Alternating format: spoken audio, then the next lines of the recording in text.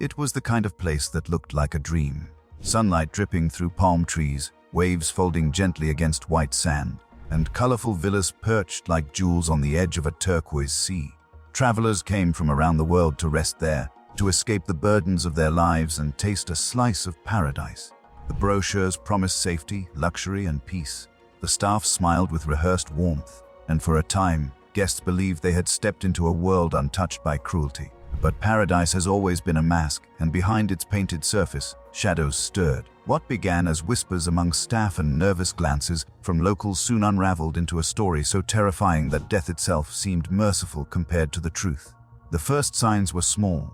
Guests disappeared, but not in the way you'd expect. They weren't dragged away screaming in the night. Instead, they simply failed to return from a walk on the beach or an evening swim. Luggage remained neatly packed in their villas, passports still tucked in drawers, but the beds lay untouched, as if they had never come back at all. The management dismissed it as travelers deciding to extend their stay elsewhere, but locals knew better. They spoke in hushed tones about the ones who go past the cliffs, and how the sea always seemed too quiet afterward. No bodies ever washed ashore, no evidence ever surfaced, just absence, sharp and undeniable. What unsettled investigators when they finally arrived wasn't only the vanishings but the silence surrounding them.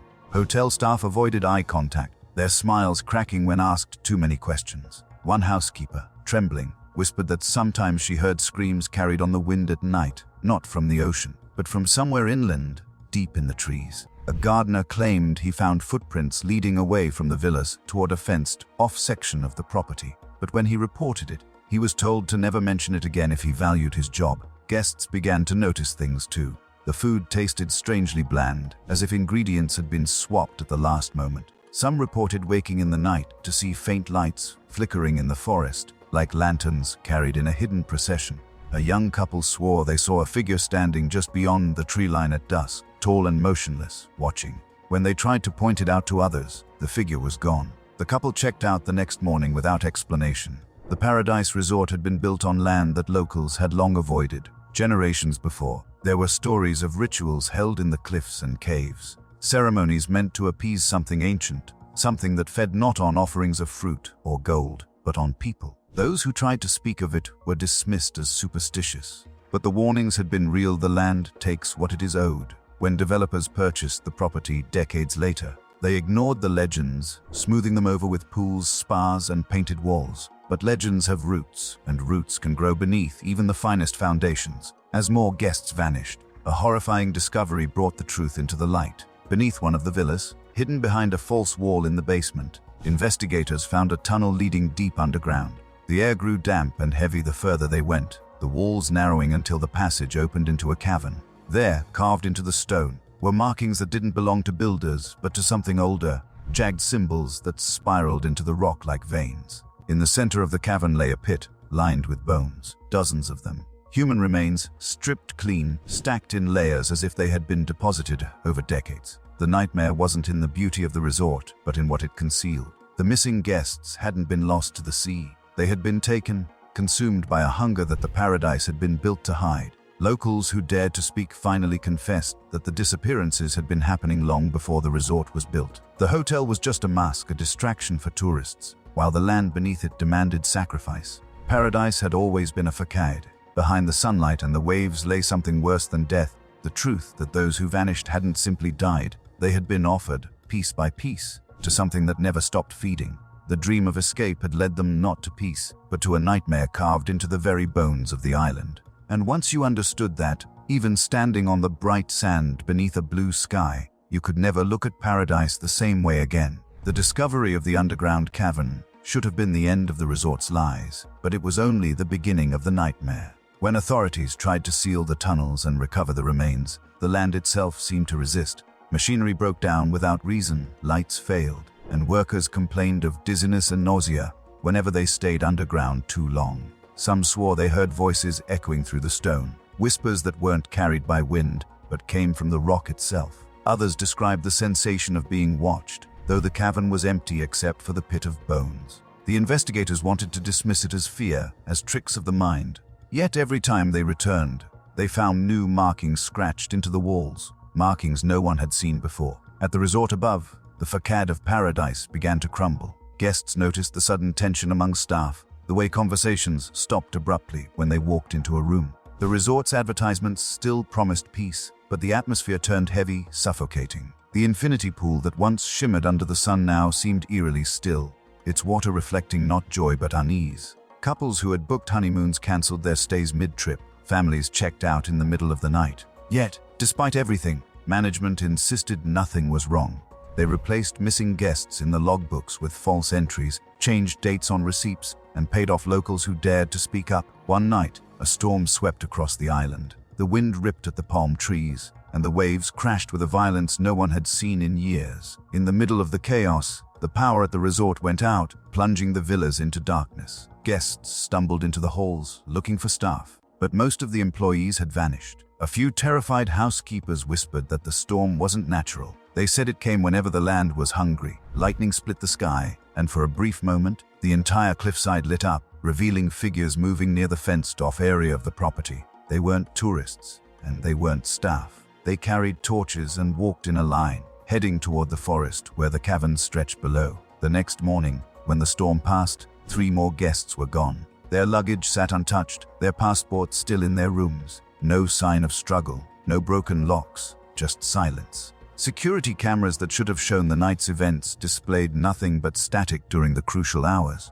It was as if the island itself had swallowed the evidence. The remaining tourists panicked, demanding flights off the island, but the ferries had been halted, grounded by weather concerns. Trapped, they waited in fear, each one wondering if they would be the next to vanish. The locals finally broke their silence. A fisherman confessed to authorities that the resort had never been built by accident. The developers knew the legends, knew the land demanded offerings, but chose to exploit it anyway. They struck a bargain: prosperity for the resort, wealth for its owners, in exchange for silence and an occasional sacrifice the island would take for itself. That was why missing guests had always been brushed off, why management never filed real reports, why the disappearances were never investigated properly. It wasn't neglect, it was deliberate. And now, with the bones uncovered, the balance was broken. The land wasn't waiting anymore, it was taking. The pit beneath the villas wasn't just a resting place for the dead, it was a warning, a reminder that paradise had a price. The guests who came seeking escape hadn't found death as the worst fate.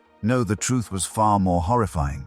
Their lives had been consumed by something no grave could contain, a hunger older than the island itself, a nightmare worse than death that no amount of sunlight or beauty could ever hide. By the time word of the pit and the disappearances spread beyond the island, it was already too late to contain the fear. The resort, once a place where travel magazines gushed about crystal waters and endless sunsets, now carried a reputation whispered in airports and online forums, a paradise with a curse. Yet the resort remained open, almost defiantly, as if profit mattered more than the truth. Tourists still arrived, lured by the glossy brochures, unaware of what lurked beneath. Those who stayed began to notice cracks in the illusion almost immediately. The gardens, once vibrant, seemed oddly wilted, as if something in the soil poisoned the roots. Staff smiled, but their eyes were hollow, and their steps hurried when night fell. Guests whispered to each other about doors opening by themselves, about the sensation of being followed down empty hallways. One couple swore they saw handprints pressed against their villa's window from the outside,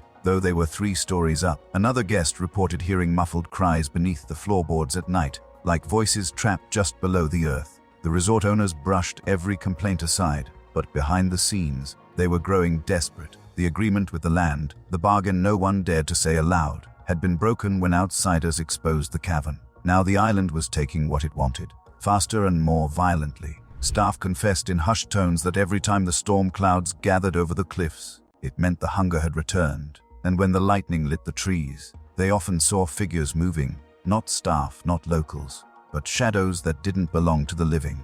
Investigators who tried to dig deeper into the tunnels reported bizarre phenomena. Their compasses spun, batteries drained within minutes, and the air turned so thick it was hard to breathe.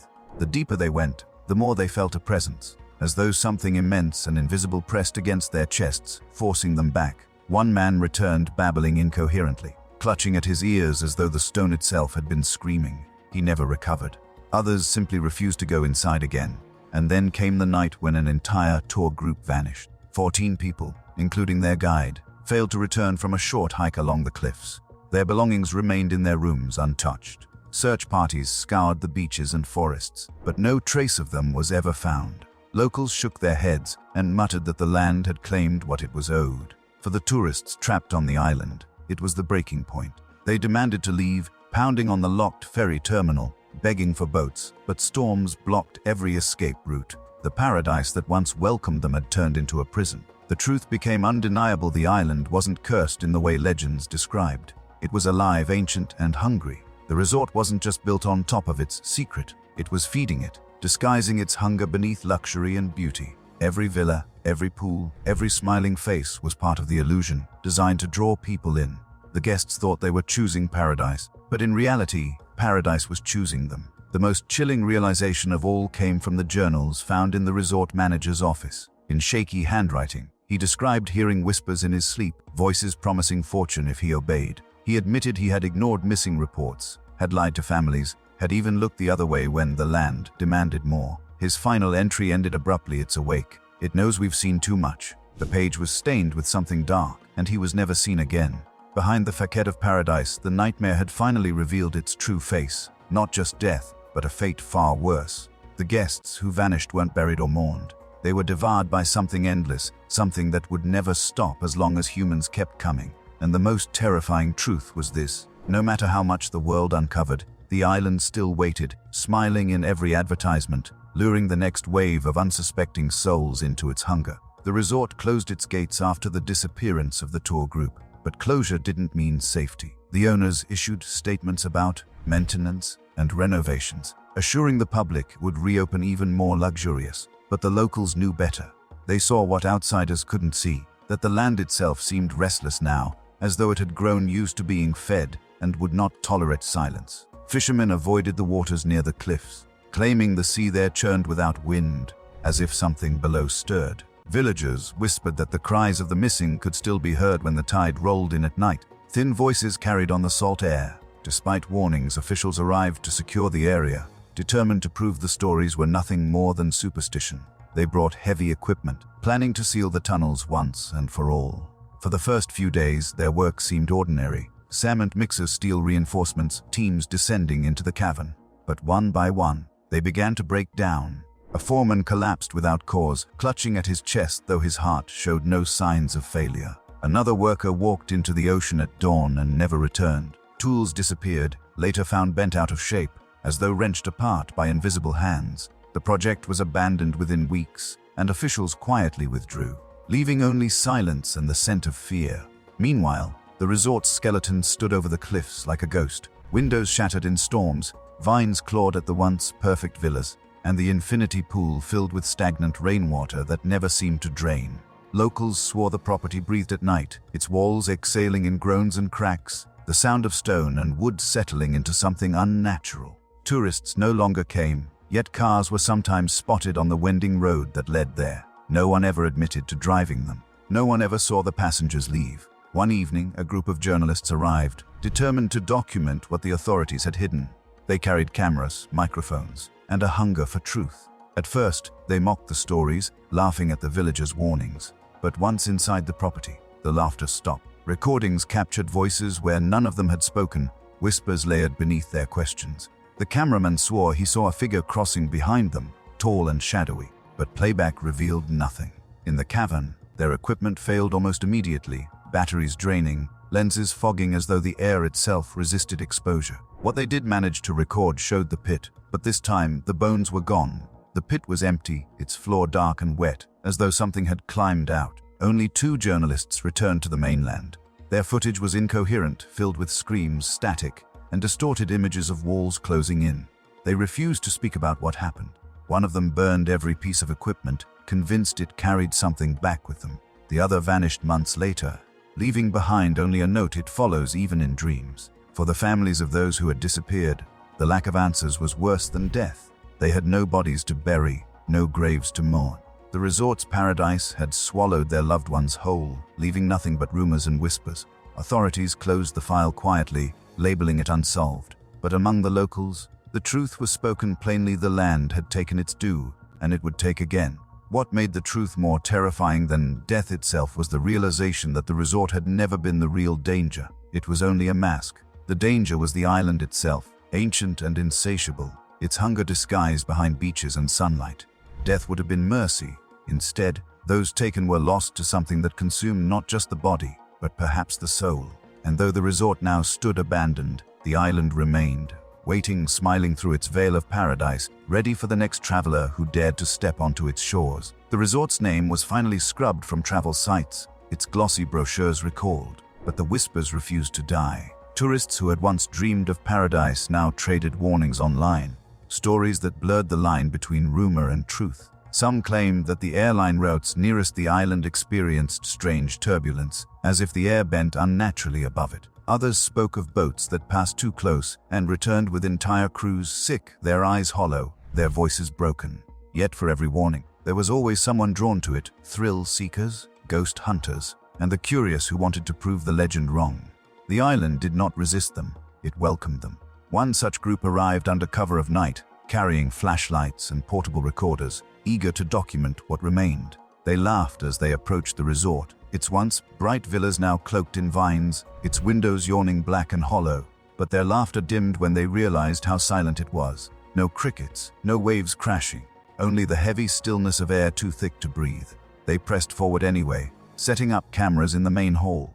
The footage they captured in those first hours showed nothing unusual, until, at exactly midnight, every camera failed simultaneously. The only audio that survived was a faint chorus of voices, whispering in a language none of them recognized. The next morning, their equipment was found scattered across the sand by fishermen. No sign of the group, no tracks, just the gear, neatly lined up as though placed by unseen hands.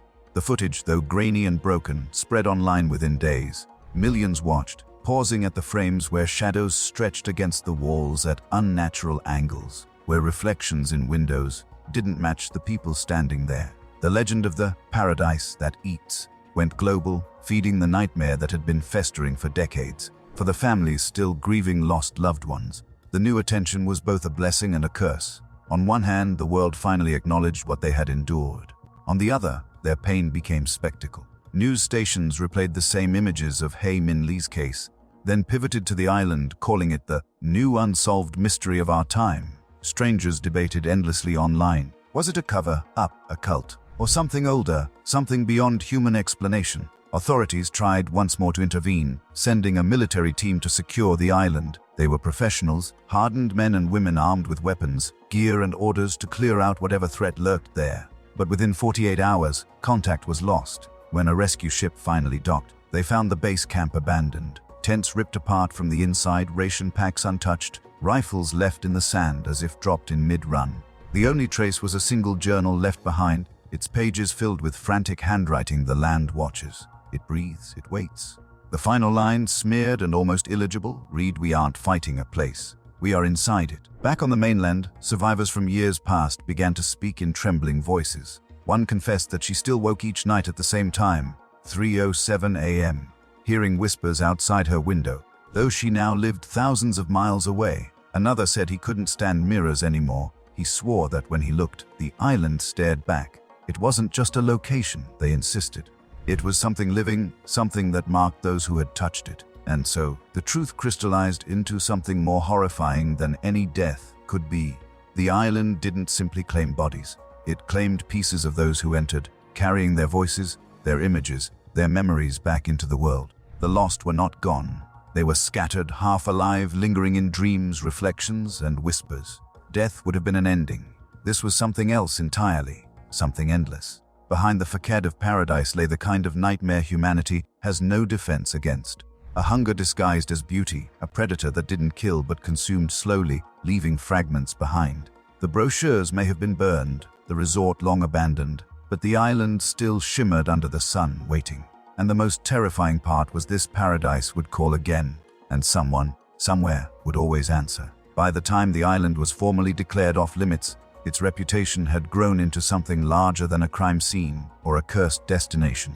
It became a myth, a forbidden paradise whispered about in airports, documented in shaky videos, and dissected in late-night forums. Yet the truth was darker than any ghost story, because myths fade, but the island did not. It waited, as it always had, clothed in sunlight and palm trees, hiding a hunger that had learned to mask itself as beauty. Satellite images showed that the resort continued to decay, Yet locals swore they saw lights flicker in the villas at night. Sailors reported hearing music drifting across the waves, faint laughter, like parties still being held in rooms that had long since collapsed. Some even claimed to see figures on the beach, waving for help before dissolving into mist. But the most terrifying accounts came from those who never set foot on the island at all. Travelers thousands of miles away, who returned home from vacations elsewhere only to find strange sand in their shoes, the same pale grains that matched no beach near them, but matched perfectly with the island's shores. The deeper fear was not that the place was cursed, but that it had begun to spread.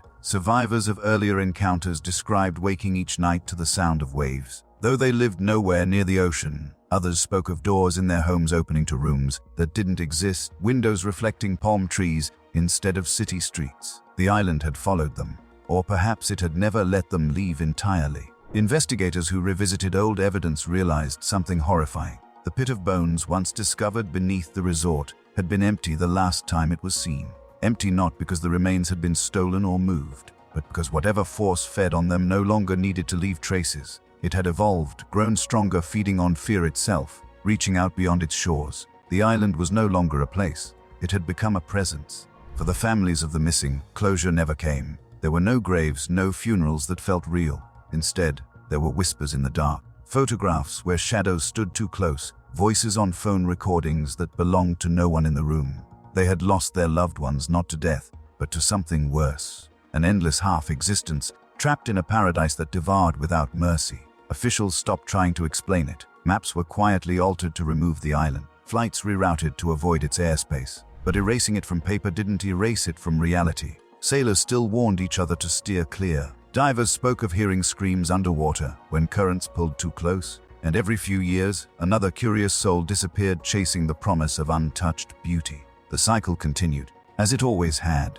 In the end, the most terrifying truth was not the disappearances, not the bones, not even the haunted survivors. It was that the facade of paradise remained flawless. To the unknowing eye, it still shimmered like heaven on earth, still lured with its white beaches and endless blue sky.